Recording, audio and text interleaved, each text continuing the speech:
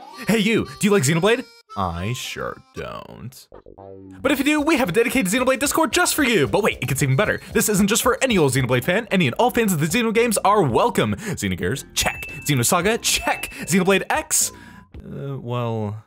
Hell yeah, we do too! If Takahashi gave it some good old lovin', we will too. Come check it out, we got emotes and like 7 core dogs, maybe 8. Alright, bye.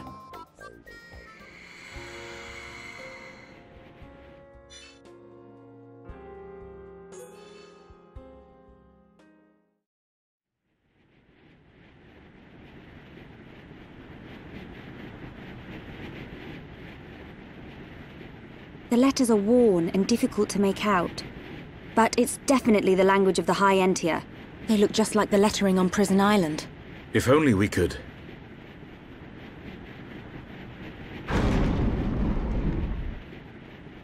Just walk inside.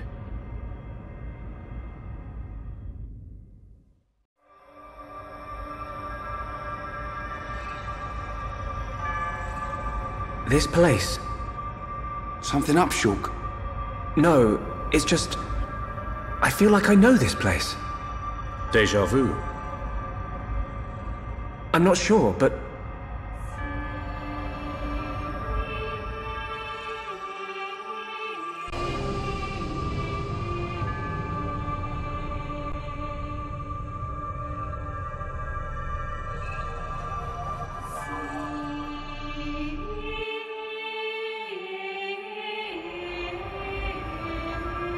I thought I had it. I can't seem to recall.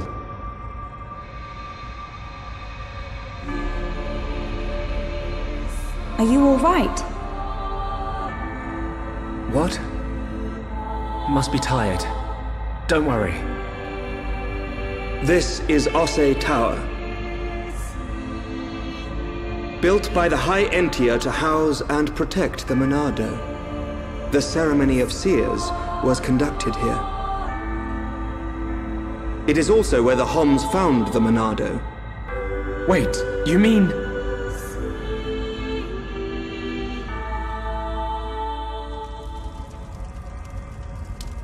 So this is where the Monado was kept. My dad took it from here. Have you always been able to see the future? You told me you were from a long line of seers. Did you have the ability from birth? Once, I too came into contact with the Monado. Those that are to be seers must touch the Monado, and a chosen few receive our power. That is the ceremony of my family. And the ceremony was held right here.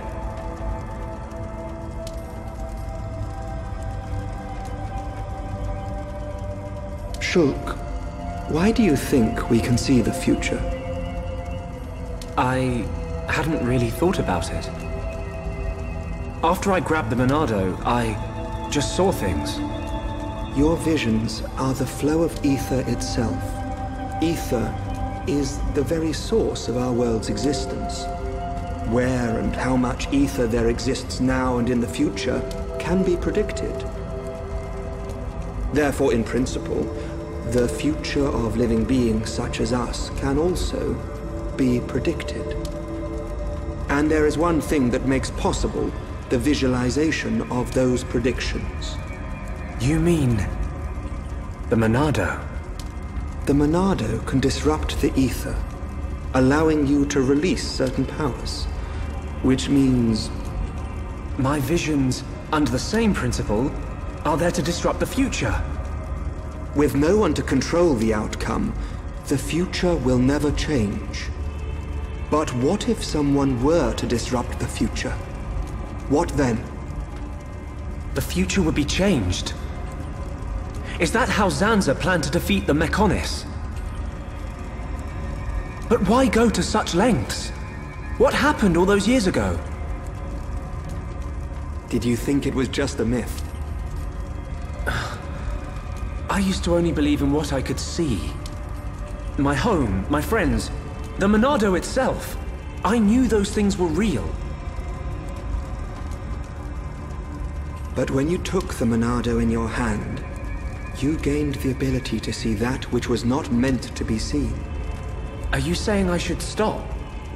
You are a fluctuation. As a fluctuation, you exist outside the results of your predictions. The more you accept this existence, the more malleable the world becomes.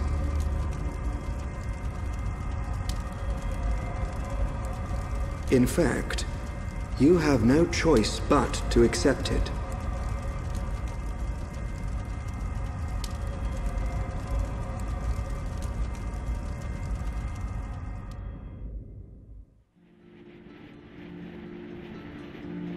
Good morning. Did we sleep well? Oh, I can't feel my face or feet. What do you think? Ryan not tell truth. Ryan snoring make Ricky think of Orluka. Oi! I don't snore. Sword Valley is just around the corner.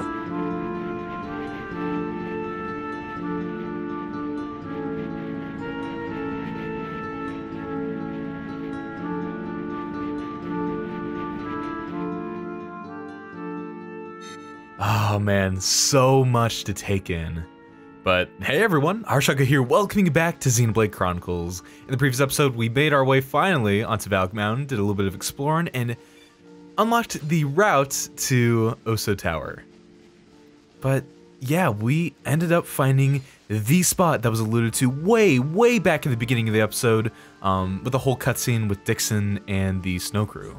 So I always like to go this route because there's a couple collectibles and there's a nice little water crystal deposit. Why it's not an ice deposit crystal thing, I don't know, but I guess they've already given us like plenty of those ice deposits, so I guess I can't complain too much. And a fire apple. I do love that those are like extremely commonplace on Valak Mountain. I mean, maybe they just all rolled out of the lava cave. I can see that happening. Not really. But yeah, there's a lot to address. First off, the nature of the Monado kind of getting addressed. The fact that it serves as a means of predicting the state or unstate of every ether particle that is to be or not to be, and I guess be a hamlet while it's at. Oh, I forgot that that was blocked off to us. Whoops. Wow, well that's disappointing. I guess we'll have to take the long way. Forgive me, guys. But okay. It kind of, okay, to me, this is kind of how I think of ether. It might not be correct, like, in the slightest, but this is always how I kind of think of it, right? I think that ether, at its core, is essentially the atoms of this world, right? Everything at its tiniest, most minuscule level is composed completely of these ether particles, these ether molecules. And in a way, I feel like ether almost has this binary existence where it's either in a state of being or not being. And there's no other middle ground. There's no other gray area. It's either in a state somewhere or it's not. And the Monado takes all this, I guess for lack of better terms, data and predicts the state that this ether is going to be in at any one time or place. And it's weird because, like, in this world, I feel like ether not only manifests itself as, like, the physical components of matter, but it's also the electromagnetic and, like, mechanical energy of this world, too, which is how you can also predict the sort of sounds and sights. I don't know if that even makes sense. Anyway, we have a unique monster here. We have Glorious Boer. I don't even know if that's pronounced that right, but just, some of these adjectives are amazing. Glorious. Please. But I don't know, just the whole nature behind the Monado is fascinating to me. And it's definitely, that's like my sort of interpretation of how it all works, but obviously, if you have your own, like, definitely let me know. Like, I feel like Dave is, like, typing away, because I'm sure he has a much more well thought out and better composed interpretation of what the Monado actually is. Also, for the matter, try not to be like too spoilerific, all y'all in the comments. I know it's kind of hard to avoid stuff like this, like of this nature, but you know, just do your best. I'm trying to. There's also the nature. Ricky, do the Yeah. Oh, he was on the side. That's kind of disappointing. Okay. There's also the nature of Alvis. I mean, Lord knows we've already seen some pretty sketchy things of him doing stuff in the background. Because as the old saying goes, if they wear the fidget spinner on their back, you can't trust them. You can't trust them. That's totally what that is. I can't unsee now. God, 2017, why did you do this? How dare you? You've ruined them. You've ruined them! Anyway. You said it, Ryan. All of them 2017 folks. Oh, wow, 3 weapons? No, we'll take them. Nightsicle sounds pretty cool. I honestly can't remember how good it actually is. Can I make this drop? Oh, only one we found out? I think we can make it. Yeah, we can make that. And I think... Oh yeah, over there in the distance, you can see a heart-to-heart location. And we are going to be going there much, much later. But something I would like to point out, right at the gate, you'll notice, maybe you can see way off the distance, but that is indeed a war god statue. Just, you know, something to keep in the back of your mind. Oh, that was a snowbank! Oh, I thought that might have been too far. Didn't realize that I couldn't land on that. I mean, normally with Valak Mountain, if the ground is black, then that's, you know, it's off ground. It's too slippery and you're gonna slide off. If it's white, that usually denotes a place you can walk on. I feel a little goofed, a little cheated on, but hey, it's fine. We survived, so that's all that matters. Oh, we got Crawly Slowbos. Oh, all the names, man. I can't get enough of them. Although, honestly, nothing will top Carbon Dude. Actually, no. There is one monster that will, in fact, top Carbon Toad. And he comes very later, and he's very clanky, and I love him dearly, and he's my son. My beautiful metal son. Anyway, we haven't actually fought any of these guys, because I do have more that I do want to talk about. So let's go ahead. Let's have some crushing time. So really, the last thing I want to address is Dunban. Because honestly, the biggest mystery in this game is why he was so washed out. Like, it looks like someone took his, I don't know, contrast ladder and just cranked that sucker way, way down. Don't know what exactly happened there. But more importantly, he looked very perplexed after eavesdropping on... Oh god, please don't... Oh, so rude. Eavesdropping on Alvis and Shulk's conversation. And I don't blame him, because Alvis is shrouded in so much mystery. The biggest thing that I want to address is, like, if he is saying the truth, that he had to take his own pilgrimage to Valak Mountain to Oso Tower in order to touch the Monado and become a seer, how old was he when he did that? Because, as we know, I think Shulk is either, like, 18 or 19 years old. He's not super, super old, by any stretch of the imagination. When he... Oh, really, dude? Okay, fine. When he was on that expedition, he couldn't have been any older than like 4. I mean, he was a pretty small kid. So that makes me wonder, like, did Alvis's parents take him on this pilgrimage when he was around that age? Because, like, Alvis looks pretty young too. He looks around Shulk's age. But, like, at the very minimum, he would have had to have made that pilgrimage at least, you know, 15 to 16 years ago, or I guess maybe 14 years ago. But I'd like to know the time frame when he made that pilgrimage. When exactly he became a seer. Oh god. Really? Man, I'm loving that we're getting more, thrust. Oh, mama. Put that right in my anus. Sorry, forgive. Ricky, can you heal me? Ricky? Oh god, thank you. Oh, I didn't see that meter at first, but someone finally activated that. Oh, thank god. God, I really miss having these visions. So fun. But anyway, my point is, when exactly did Alvis's parents, or maybe he's just culture in general, when did they take him to the Monado to become a seer? And on that note, who are Alvis's parents? Who is this line of seers that he is talking about? Because we clearly haven't seen like any signs of them. Granted, we haven't seen a whole lot of Alchemaths, so maybe they were kind of like Melia's stepmom, where she's, you know, seen in various parts. She's spoken of, but you don't really see much of her during the story. I don't know. Either way though, Alvis is shrouded in so much mystery, and I feel like Dunban is starting to catch on to that, as we all are. So, ooh, that is quite the steep, but yeah, we can make that. Awesome. Got some more of our boys hanging out over to the left. Pretty cool, but I did want to address one thing. You know, some of you were saying that you didn't really enjoy Valak Mountain's environment very much, especially during the story part. And honestly, okay, I can kind of get that because, like, there's not a whole lot to see and do if you're just straight shotting it to the next part. Oh, look at my hard boy just hanging out. But, most of my love for Valak Mountain is a combination of the music, because I do even love the daytime music. I just love snow levels in general, and I love every part of that aesthetic. I love snow. I do. Oh my god. Look at all these crab boys. Oh my god. Let me get more ice too. Little hockey boys. So I'm saying all this basically to say, I'm also gonna make a save state real quick. I love Valak Mountain after this main story stuff that happens here, when you go back to do the side quests and really explore all the nook and crannies. Because there's a lot of them to see! Oh god, that's a lot more air than I was expecting!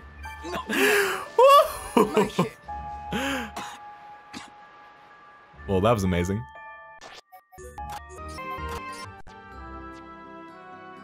Okay, but can we get even more air than that? Come on, let's get a nice little running start.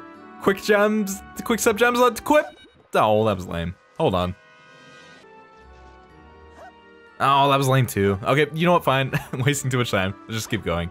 So yeah, that's the thing, like, I get it, honestly, because there's not a whole lot going on. Again, if you're not exploring all these different branching paths and stuff, if you're just going from landmark to landmark to see the next story thing, it's a little bare, I will admit. And like the whole, like, I love it.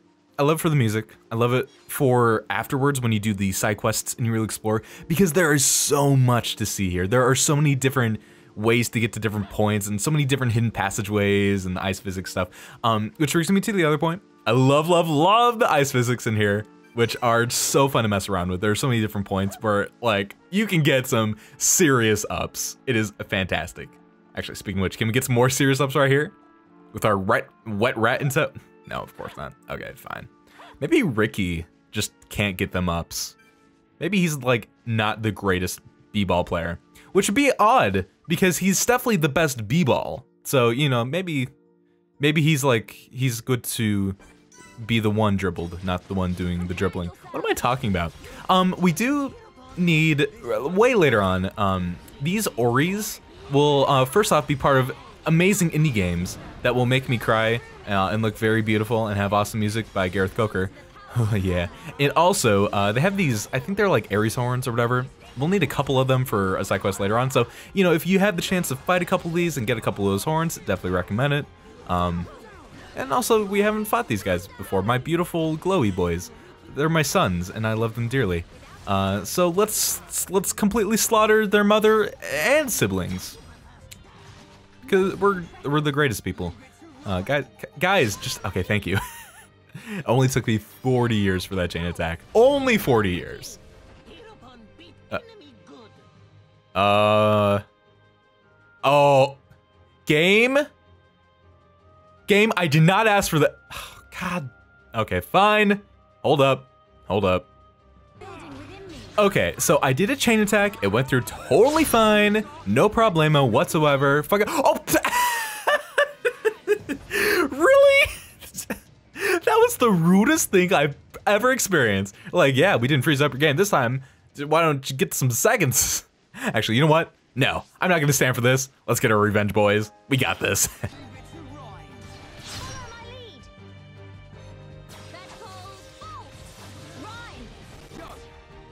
I'm noticing a trend here. Okay, here's the game plan. Not gonna chain attack this time. No, I did not have it. Oh, I did. Oh god, I didn't mean to chain attack. Oh god. I have played through this section so many times now. I am beyond done. You know what? You guys ain't worth the trouble. I will just find that NPC. I will do the trading. Okay, calm. We're having a good time. We're playing the Xenoblade Chronicles for the Nintendo Wii 2010. It's a good time. It's a good time. I'm gonna go ahead and I'm gonna get the party that I want for this upcoming section. I think these three are gonna be the most fitting for the story circumstances that are upcoming. Okay, and here we go. Let's go ahead and let's unwind and have good time. that Mechon?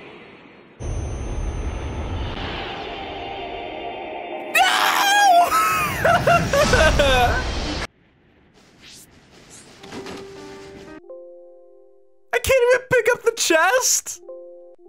What? No. What? Oh, please stop! Please stop! What's happening? I went ahead. I reloaded my old save. I apologize if there are any discrepancies with my levels or experience or affinity or any of that stuff, because I just replayed all of that. That Mechon.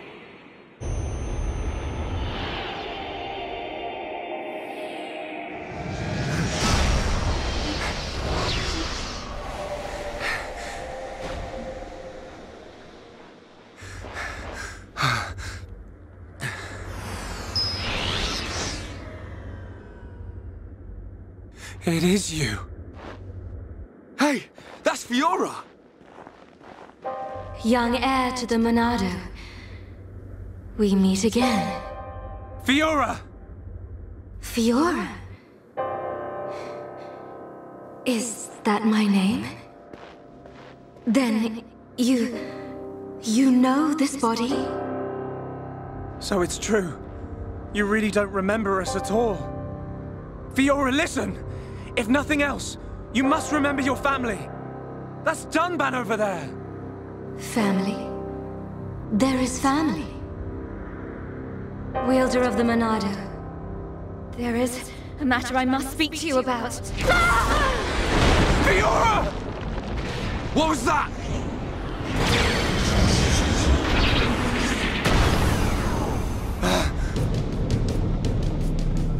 Metal face. Stay alert! You killed my father! Get him! Get away from her! Now, let's all calm down. If I slip, I might mess up her hair. You're disgusting! Would you be so kind and hand over that dangerous toy you have? I could take it after I smash you all to a pulp. But we wouldn't want that, would we? All right. You can have it.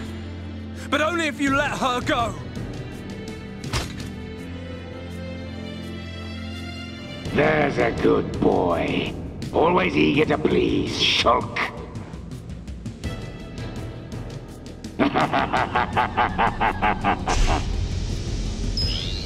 But you're...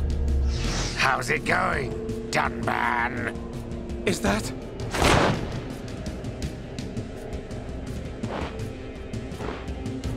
Mumkhar. I thought it might be, but you're to blame for all this. I can't tell you how badly I wanted this sword. Has this puny boy even figured out how it works yet? What are you willing to do? Would you even kill a Holmes to beat us? You dare ask that of us? Why did you betray us to Mechonis? Why did you kill our friends at the colony? Why? You want to know? Because it's your home. You piece of...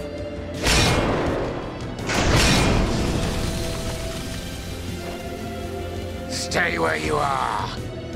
That thing works by remote, so unless you want me to put a hole in her neck... So what's it to be, weaklings?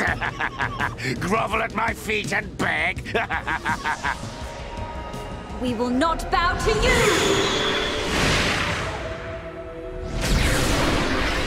Will you hit bad guy in face? You'll pay for that, princess! You're a traitor, Mumkhar, and you're not getting away.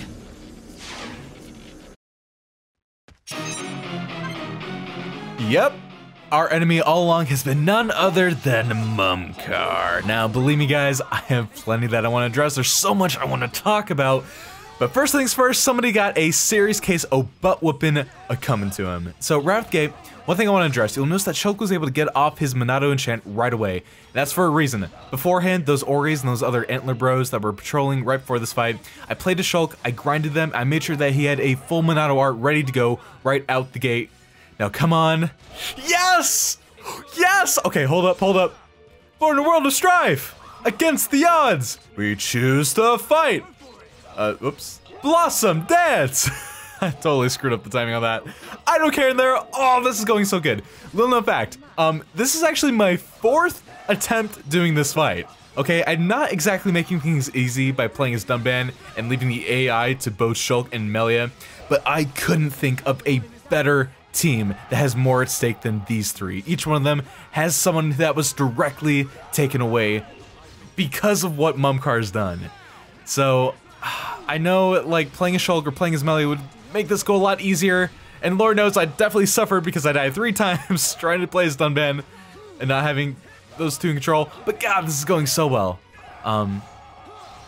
Okay, we should be good. If you do have any Blaze defense gems, definitely equip those because that Blaze is no laughing matter. You fought beside me! At Sword Valley! Why did you change sides? Why the Mechon? You're as blind as you were then.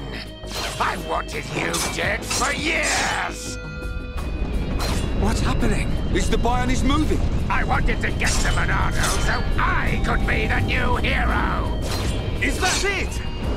That's the puerile reason you killed all those innocent people! Ravaged our home! I love this body! The power!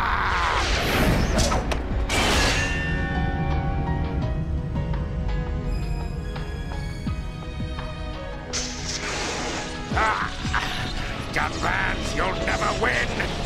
Get on your knees and worship me! Never. I will strike you down and all that you have become, you wretched fool. The Monado will stop you, and then you will know the shame of all that you have done, traitor! Shut your mouth and come on!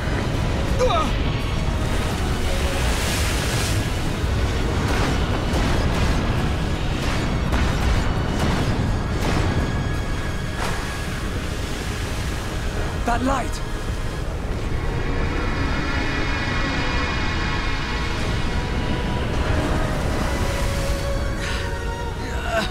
What the?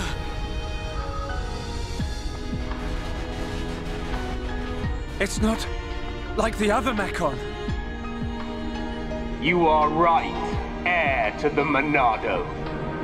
This is the strongest Mechon ever built. Controlled by me, Egil, leader of Mechonis, an agent of Mayneth. Leader of Mechonis? So you're the one who controls the Mechon? I am he. We fight to free the world from the tyranny of the Bionis. Why? Why do you transform in machines? What do you want from us? Why make us fight for you? Your questions do not concern me. I must return with this one. Fiora! Get your hands off her! Fiora! If you want her, come and get her. You are more than welcome on Mechonis. Come and visit any time, Dunban! Mumkhar! We're coming! And we won't give up!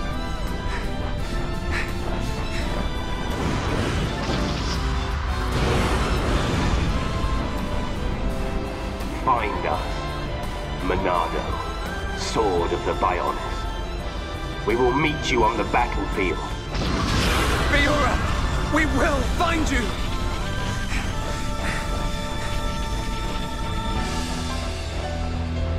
Fiora!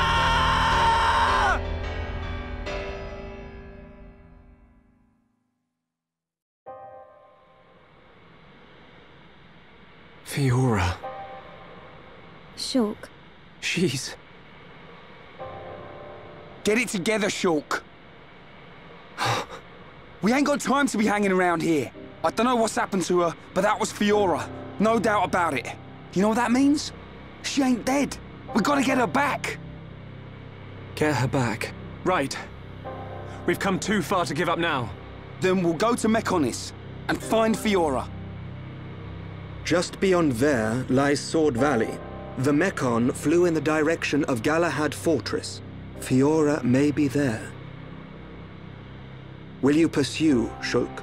Yes. We will get Fiora back.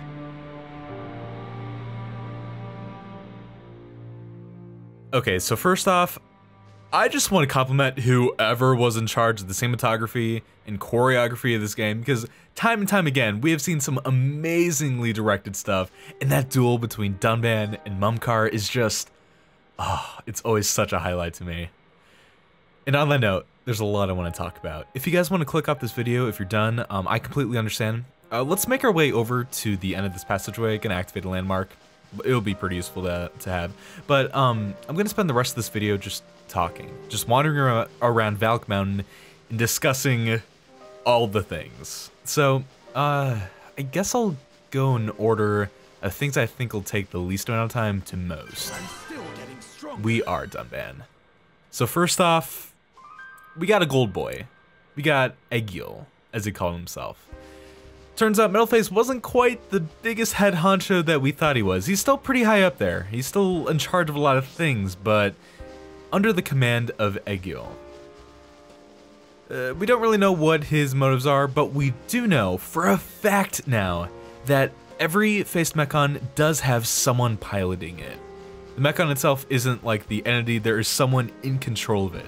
So is there another Homs gone rogue like Fiora and Mumkhar? Or is it something else entirely? I don't know, maybe we'll find out. But on that note, Fiora. You thought I was gonna talk about Mumkhar. We'll get there, we'll get there. Fiora, definitely looks like she has some sort of amnesia.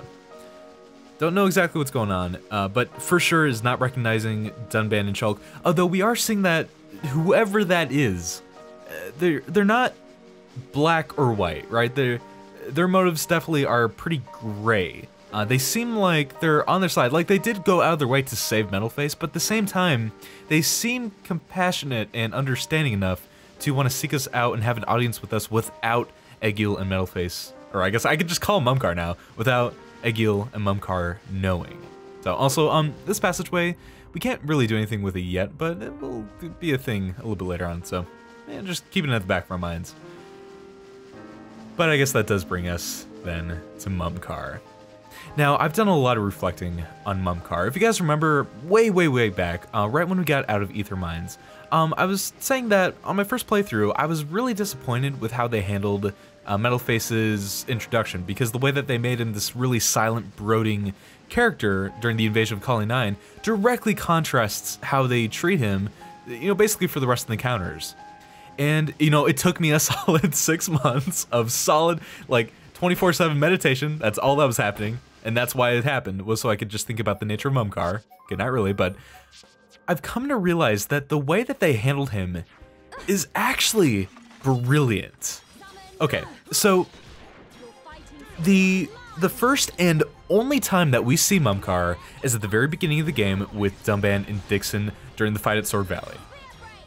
They only show Mumkhar for what at most has to be 10 minutes, and then you're off the Shulk, you're at Colony 9, everything's hunky-dory, all that good stuff. And not only that, but the last thing that we see from Mumkhar is that he announces that he's trying to betray Dunban and Dixon, and then he quote-unquote dies.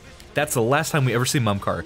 In the following hours that lead up to that, we don't hear anything from him, we don't see him in any flashbacks, nobody talks about him, which from a story standpoint makes sense, because like we just went over, like Dunban and Dixon just realized that he was going to become a traitor, so obviously it makes sense that everyone wants to shun him and not acknowledge that he existed. It's also kind of inferred that Mumkhar isn't even from Colony 9 to begin with. So really interesting stuff. But keep in mind, what a person's typical first playthrough or their first play session is like. I know for me personally, when I played through, I played all the way up into Aethermine. It was like a solid 5 to 6 hour play session was my first time playing the game. And I feel like a lot of people are the same way. Xenoblade's really, really good at capturing someone's attention and just holding it there indefinitely. And I was no exception to this. Had they immediately had Mumkhar talking as Metalface, I think his intonation, his speaking patterns, just, you know, the sound of his voice, along with the whole like metal claw weapon thing and all that fun stuff, I feel like it would have been a huge giveaway that that was him.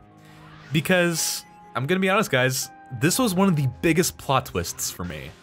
I didn't see it coming whatsoever. I think a lot of people do, because honestly, if you go back and watch a lot of the scenes with Mumkhar and Dunban, the foreshadowing is very in your face, and I feel like a lot of people do catch up on that. I wasn't one of those cases. But I think I was directly manipulated by Monolith Soft, and I think anyone else that didn't expect that plot twist was also manipulated by them. And I think that conscious decision to make Mumkhar silent during the invasion of Colony 9 is the reason for that. Because then fast forward to when you do hear Metalface talk, and it's not until the end of Aethermine, which takes a solid, 7 to 8 hours to get to. By that time, you haven't heard or seen anything from Mumkhar since that beginning moment at the very beginning of the game, and so it's so easy to forget that he even existed. I think that's what happened to me, and I think that is brilliant on Monolith Soft's part. And so I will completely amend, no, I don't think there was any issue whatsoever with how they've handled Mumkhar. He's brilliant. And in terms of his character and actual writing itself, he is one of the greatest villains. I love him to death. I love to hate him to death, I should say. he's so great. And also, I just want to point out too, like, god dang. I wonder, you know what, while I'm talking, I'm gonna try to scout out some like Insulate type vistas, because Lord knows I definitely need some. I'm starved for them. Actually, ooh, maybe. Anyway, I'll just keep rolling with this. Wonder if like Sealed Tower would be a good spot. Anyway, though, with all that said, I feel like I'm missing out on a topic or two, and I'll definitely make sure to address in the next video. And speaking of which, actually, by the way, there's a heart-to-heart here. I never showed this off at the beginning of the episode. It's gonna be between Dunban and Ricky. We actually have that affinity, so probably gonna show that off next episode. We're getting a little bit strapped for time. But speaking of the next episode, anyway, guys, that's gonna be for the day. Thank you all so much for watching me play. Next episode is gonna be a side quest video, but I promise there's only gonna be one of them. There's not very much I want to take care of. Basically, I just want to do the miscellaneous Valak Mountain stuff. It won't take too long. There's only gonna be one, and then we're gonna be right back. It's gonna be full force story stuff out the wazoo. Once we leave Valak Mountain, god, there are gonna be so many story videos, one after the other. I hope you guys are hyped. I know I am.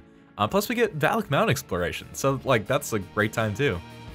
So again, guys, thank you all so much for watching. And as always, see you in the next one.